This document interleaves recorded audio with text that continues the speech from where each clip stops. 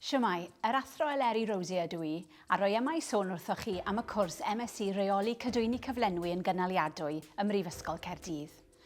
Mae'r raglen gynhwysfawr hon ar gyfer unrhyw un sy'n dymuno dilyn gyrfa yn maes Rheoli Cadwyni Cyflenwi yn Gynaliadwy.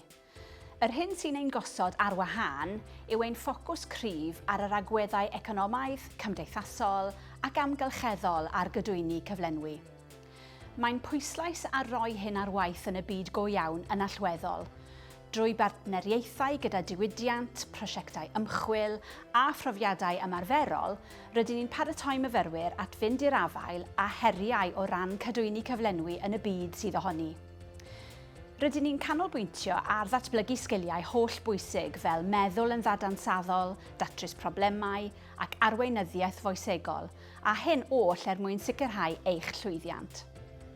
Ran greiddiol o'r raglen yw'r modiwl Rheoli Cadwyni Cyflenwi yn strategol, lle rydyn ni'n trin a thrafod dylunio a reoli Cadwyni Cyflenwi sy'n effeithlon, yn ystwyth ac yn wydn, a hynny gan sicrhau gynaliadwyedd.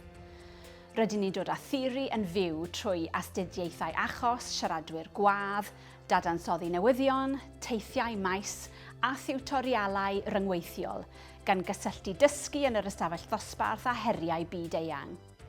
Mae'r modiwl hwn yn eich paratoi at fynd i'r afael a materion yn y byd go iawn sy'n ymwneud â Cadwyni Cyflenwi, drwy ymdrin a chyfaddawdau holl bwysig fel effeithlonrwydd, gwydnwch a chynaliadwyedd, sgiliau hanfodol ar gyfer arweinwyr y dyfodol.